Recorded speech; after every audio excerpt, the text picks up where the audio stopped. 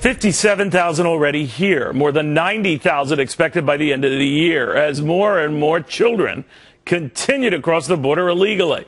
And the costs are skyrocketing, and then some. Welcome, everybody. I'm Neil Cavuto, and it's not just a humanitarian crisis.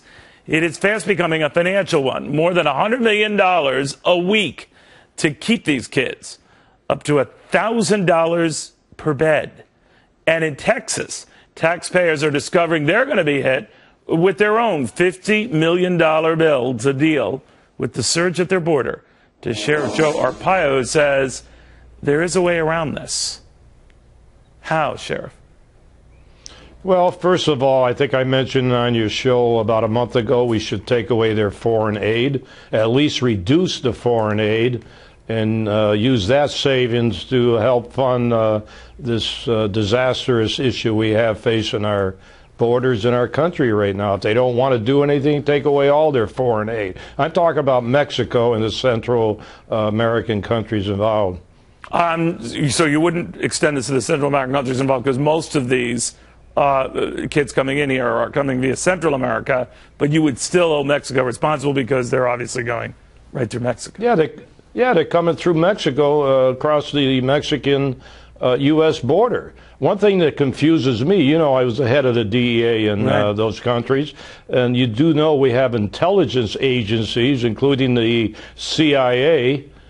You're trying to tell me the CIA in those countries and a U.S. ambassador did not know this was coming? Did you, Sheriff, did any of your guys, as an alert, there seem to be inordinate waves of illegals, let alone kids, coming here, even more than we normally get? No, we knew the kids were coming across because they were transporting marijuana. We arrested a lot of young people for transporting drugs into the U.S. and my county. That's nothing new. So the administration, by your man, given all the intelligence that we presumably have at our disposal, because we can collect better than 100 million Americans' phone records in a snap, that we should have known and might have known that this invasion was going on. Yeah, nobody asks that question. Maybe they ought to do an audit of Homeland Security, a bureaucratic agency that's in a big mess. Maybe there's ways to save money. Come on, you can't save $3 billion.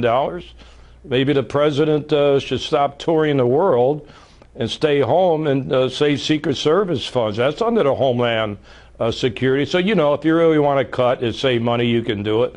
As I mentioned, we have 4,000 illegal immigrants in the jails that I run, including a tent city jail. So why not put up tents, at least for those that are 15, 16, 17, and put them all in tents? In fact, when you look at how they are being incarcerated by the federal government, my tents are Hilton hotels compared to what they're doing down there. But you know, the Department of Justice, 6 years, been investigating me, the way I run the jails. They ought to investigate what's going on right now. What do you think of the president not going to the border?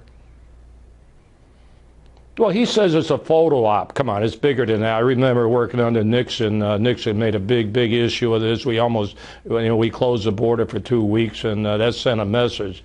But he should have gone down there. He was right in Texas. Come on. How long does it take? He can get a good Mexican meal at least. Maybe he should pop over the border. Pop over the border and start dealing and threatening the Mexican president. That's what he should be doing. You know a lot of these authorities in Mexico yourself because you have to deal with them directly and indirectly. What do they think of the way we're handling this? Well, I don't know what they're thinking. As I mentioned before on your show, if they really want to cooperate, let's send the Border Patrol and the military across the border on a bilateral nature and work together and get the job done. You know that would never be done. Well, what do you think of their idea right now? That is the administration's idea. It's being kicked around. Sure, we can't, verify this. That one option for all of these kids is to put them up in military facilities, military hospitals.